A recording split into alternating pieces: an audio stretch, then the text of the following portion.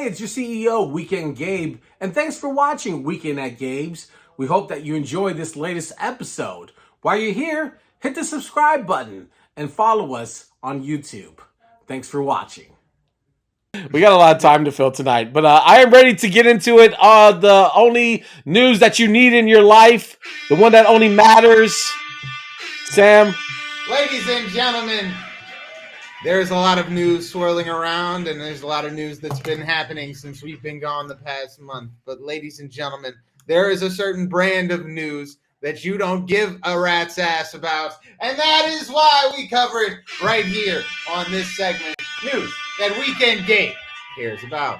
All right, so fighting featuring Channing Tatum and Terrence Howard. What does that have to do with our news tonight? Absolutely fucking nothing. It's an awful fucking movie, but the title itself is going to be a great segue and lead in to what we're going to get into. So during our time off, I had a lot of time to scroll through Twitter and see all the fuckery that's going on in the world. But this thing that I'm about to show you is by far the most fantastic piece of fuckery that I have seen in 2022. Let's go to the video. There you go. Phone booth boxing. Let's get it on. Yo, yes. This is the greatest thing that I've seen. I don't know if this is new, but it's new to me, and it is amazing. Oh man, he really got slept. Yeah. All right, let's go to this one. There's no ref in there, you know. Like it's just you in there, and good luck getting off those shots. You know, like giving him some of the business. With the Rey Mysterio mask, who was just peeking in the box, like. So yeah, this is what I saw, man. So I was, obviously the real boxing is pretty much where I live at, and I have a good chance of maybe surviving. That other shit, I do not have a chance at surviving. Sam, would you have a chance at surviving in phone booth boxing? Oh, phone booth boxing? No, I'm not quick. There's just no way. In a phone booth, like the thing I do have going for me is reach, because I got these big long arms. They go all over the screen. But in a phone booth, there's no reach, and imagine trying to chicken wing your way into a punch. I don't know how you do that. Like, how do you you got to be really short with the jab. I feel like it would result in a lot of bruised elbows. I think that's fair to say. And I mean, I don't think I stand a chance. Do you think you can handle the phone booth boxing? I think with someone of my same experience of phone booth boxing or any sort of boxing, I think I could last like a good 10 seconds. I would give myself that much leeway. Would I win? No. But I would not get washed in the first couple seconds. I would give myself that much credit. Depends how hard you got hit in those first couple seconds. There's only so much power you can create here to here, I mean, I'm good with the, making sure that, doing this. Hands up, hands up. and then, of course, just like brawl. If I brawl first, maybe they're surprised and I can buy myself a couple seconds before they recover and then start whooping my ass. So I maybe the surprise effect may give me a little bit additional seconds to reach that 10-second mark. But I think I can get to 10 seconds. But 20, 30? No, hell no. So that was one of the greatest things because I bookmarked all this fuckery, and that was the thing that was the greatest. All right, let's get into some more fuckery that's going on in the movies that's coming up. I'm really not mad at this. Have you seen the trailer for this? The Super Mario Brothers movie. This is the one with Charlie Day in it, right? Yeah. Yes. I'm giving this an applause. I think I want to see this. All right, let's. We're gonna play only a second of it because we don't want to get taken down. I'm sorry. That one's perfectly fine. Come on, Mario. I love the way this looks. Mushroom Kingdom, here we come. Oh, we're still getting copyright struck for that. That's so crazy. Wow. So the big controversy is that Mario has no ass. They completely removed his ass from the fucking film. Like, he has a flat ass. He has no shape. So that is the big controversy right now. It's good to see, representation on screen. I can relate to that. all this sitting the last 10 years at my job has definitely killed my ass, too. Exactly. That's what I'm saying. It's like it's good to see me, You never like someone finally sees you and you feel like you're on TV, like you're in the movies because you're like, man, I can relate to Mario's animated no ass. Like this is Yeah, great. that's it. It's empowering for me. So this is dropping on April 7th, 2023, featuring Keegan Michael Key as Toad. We got a snippet of that. Seth Rogen as Donkey Kong. Fred Armisen as Cranky Kong. Who else is in here? Chris Pratt as Mario, and then Anya Taylor-Joy as Princess Peach and Charlie Day as Oh, Luigi. nice. Anya Wasn't that- Taylor-Joy as Princess Peach is kind of fire. I like that a lot, actually. I really fuck with this trailer. I think it's gonna be. I think fire. it's cool, man. You know, like they're coming up with all these video game movies, and I think that's tight. You know, like make one that's good because we had to watch several Hitman movies, and I didn't want that. I haven't seen any of those movies. Don't. Did I miss anything?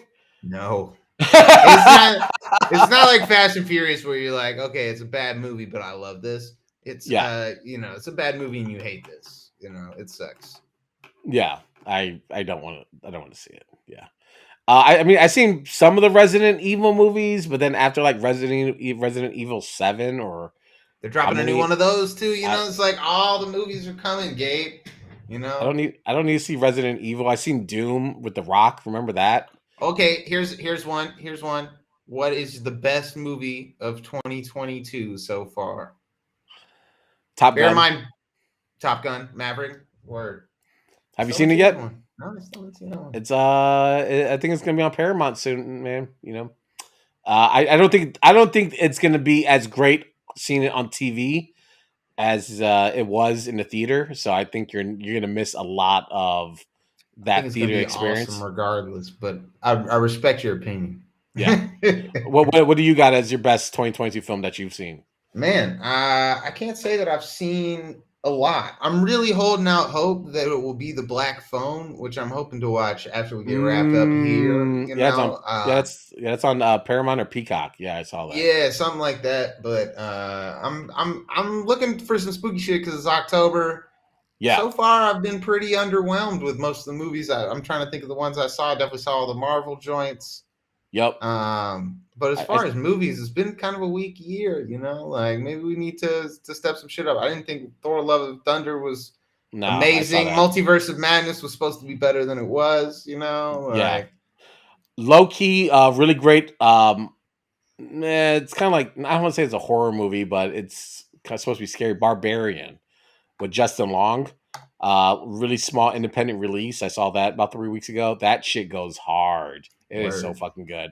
And I had no idea what the fuck it was when I seen it. I just got dragged to it, and I was like, whatever. You know, it's a movie, so I just wanted to go out. So that one goes hard. But yeah, no, you're right. Like I kind of feel like I don't have a lot of films that but aside from the Marvel stuff, there's not a lot of other stuff out there that really... it's not a lot of stuff that's been jumping out to me. I'm looking forward to this Amsterdam movie that's coming out this week. It should be fun. Which one is that one? Christian Bale, Chris Rock. Oh yes, that looks fire. Yes, it looks really good. So and Halloween Kills. I do want to see how this shit's. Yeah, you be watching the Halloween movies every year. You get suckered into it, and then every year you turn around and you're like, Gabe, how was the Halloween movie? And you say it was ass. Don't make the same mistake, America. Give Weekend Gabe what he deserves. Well, it's going to Peacock this go round, so I'm not spending money on it. So it goes straight to Peacock. So I'm good. You're only spending Wi-Fi on it. Yeah, exactly.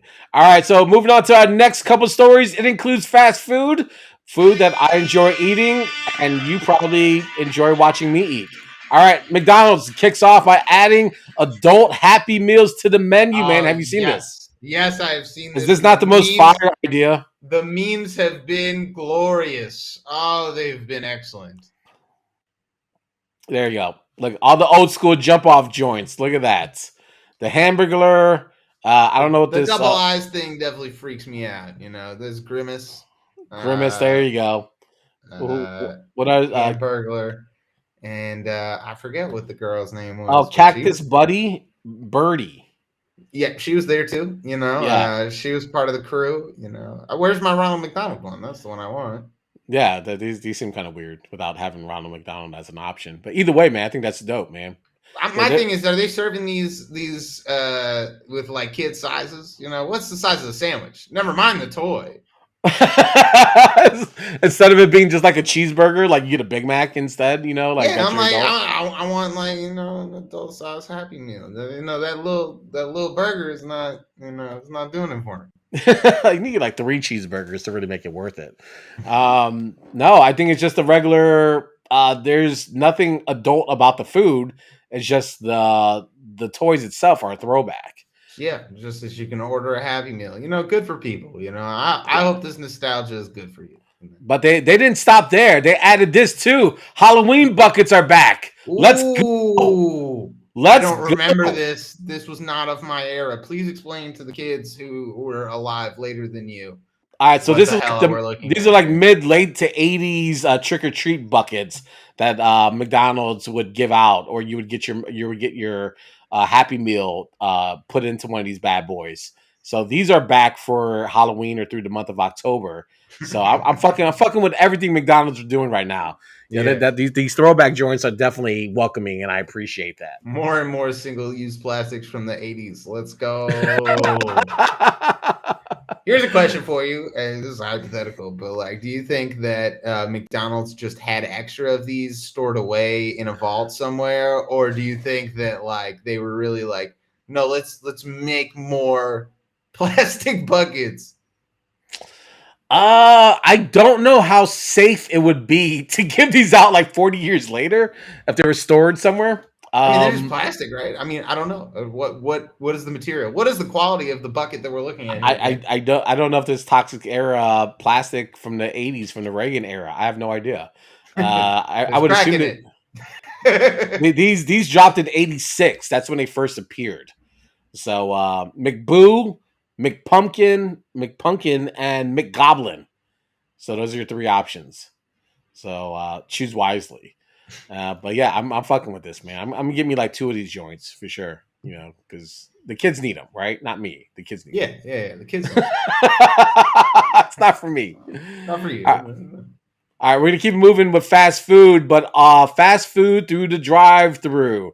So there was a study done Okay. earlier this year about drive-through services Is for our this fast peer food chains. reviewed? No, I'm just kidding.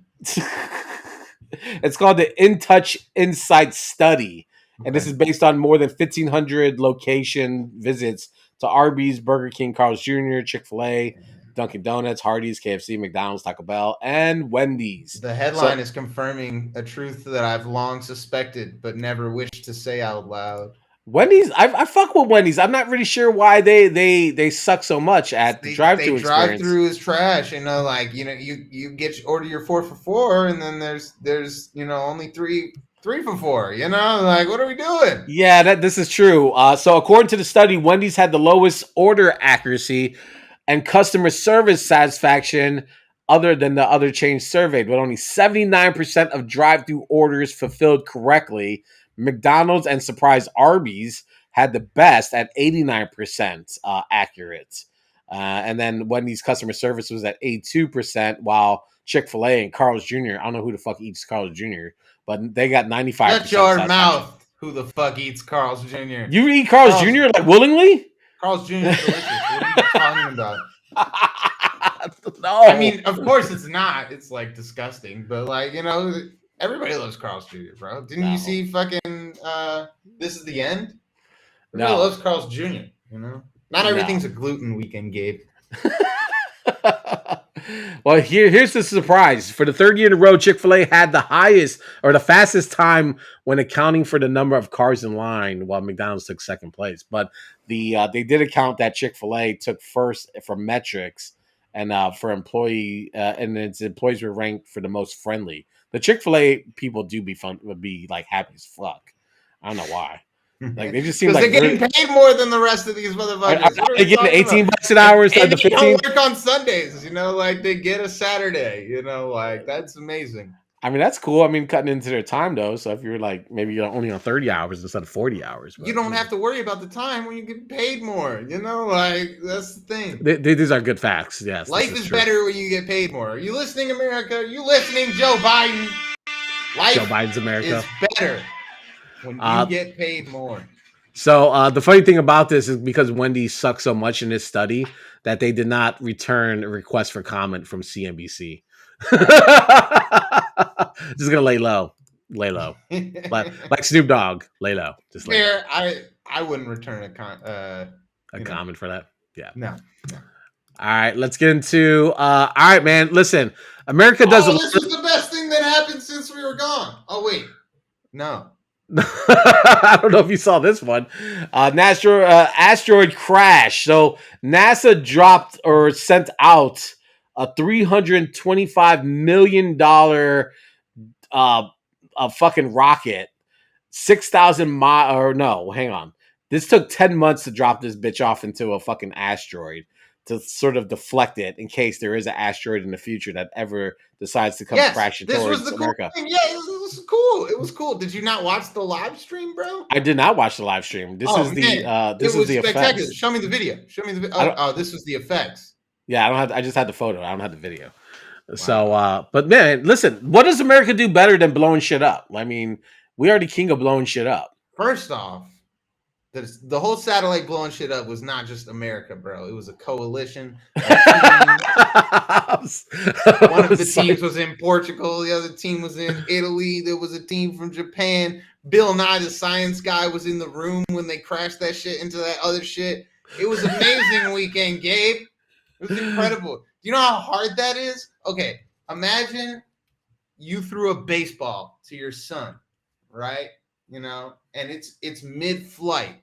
Now imagine that you are not yourself, but you are an ant. And together with a group of ants, you now have to figure out how to fire essentially a bottle rocket to fucking smack that bitch mid-flight so that it's a drop third strike. That's pretty fucking cool, bro. Like, and they did that shit. They're still not aware if it worked. Yeah. But at the same time, just the feat of even hitting it, you know, like no, that's what I'm saying is like we're great at blowing shit up. Like we could figure out a way to blow some shit up. Yeah. So I love the name of this DART, Double Asteroid Redirection Test. Fantastic. And then also this is the first planetary defense test. So that's amazing as well too that we have planetary defense, like some real sci-fi shit. But yeah, they're going to do continued studies to see if it was a success after the spacecraft directly made impact with the small asteroid after taking 10 months to reach its target. 10 months. Crazy. Yeah, that's how, you know, like that's how big of distances we're talking about. I think people get confused sometimes when you talk about space because it's like, it's so big. But can you imagine, like, that's so cool, man. That was the coolest thing that happened since our last episode. Big facts. Easily. And I'm so glad that you included it in the news for sure. All right, we got a couple more minutes. We're going to race through these last two, but they're worth mentioning. New York Yankees Aaron Judge hit 62 home runs this year. You might have noticed, which is now the new American League home run record, not the Major League Baseball, which is owned by one Barry Bonds. But what is the number for Barry? 73. Yeah, fuck off. That's it's a lot. But the fan who fetched Aaron Judge's 62nd home run ball is now sitting on a reported $2 million if he ever decides to sell it. Sam, if you were to have caught Aaron Judge's 62 home run ball, would you sell it for $2 million? No, not right away. Not, you know, I don't need $2 million tomorrow to pay my bills. You know what I'm saying? If I was broke and I had, you know, like, yes, definitely would. But no. Well, okay, well, considering for a moment. Because if I can sell it today for $2 million, I could sell it in 2 years for more. I could sell it in 12 years for much, much more. The only problem with that, Sam, is if Aaron Judge decides to come back next year and hit 65, and then your ball 73 as it were. Yeah, but then your ball immediately loses value. So, all right, well, consider this as well for a moment, that the highest, most expensive home run baseball that was sold is Mark McGwire's 1998 70th home run ball that fetched $3 million. So, $2 million today, wait, and then someone breaks the record, that or Mark hang on to McGwire ball that was bought, you said it was bought for $3 million. Yeah, I think the dude at Todd McFarlane from Spawn, I think he bought it. That Mark McGuire ball is worth easily $7 million today. I don't know if it's lost value because of everything that's happened since, but it's possible. No, it's still valuable to somebody, man. Like it's definitely more than $3 million. I don't want to hear that it's lost value beyond $3 million. It's definitely cost $5 million or something like that. Like, well, all I'm saying is someone said like, "Hey, I'm gonna run you $2 million today for a fucking that's ball." like it's the classic. So you know the marshmallow experiment. No. So it's a psychological experiment. There's a kid, toddler usually, in a room, and you put a marshmallow on the plate. You say, if you don't touch them, I'm going to leave the room. If you don't touch the marshmallow for a little bit, you get 2 marshmallows. Yeah. And then you leave the room, and the kid either eats the marshmallow or doesn't eat the marshmallow. If he doesn't eat the marshmallow, he gets 2. If he eats the marshmallow, then he just ate the marshmallow, and that's it, bro. And that's what taking the $2 million is. Eating the marshmallow. You know how much crypto you could buy with $2 million, though? I'm just saying. Dude. You could buy and you can make it more. Buy more crypto. There you go. You're already investing with the 2 M's. So exactly. I would take the money fucking instantly, man. Exactly. Fuck that, man. I'm just a fan I'm a middle class fan at the game, and now guess what? Next month I'm in a mansion. That's how it works. That's not how it works. All right, last one. All right, last one. Hang on.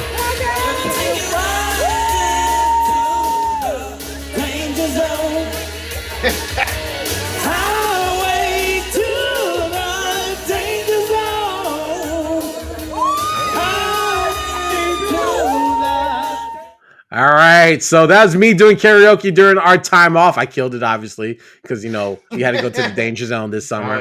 It was the danger zone. Your vocal cords were in the danger zone.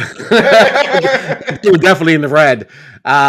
Listen, Mary Laura Lightfoot wants to know who in Chicago can sing. They have a Chicago Sings karaoke competition that starts this weekend. $5,000 prize for the winner. There's quite a few rounds that you have to go through to win this 5 racks, by the way. So it's not just one. Yeah, it seems like more work than 5 racks is worth, All right, so you've seen me do Kenny Loggins' Danger Zone from the Top Gun soundtrack.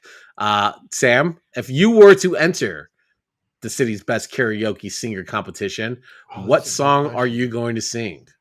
Don't Go Breaking My Heart, Elton John. That's always a classic.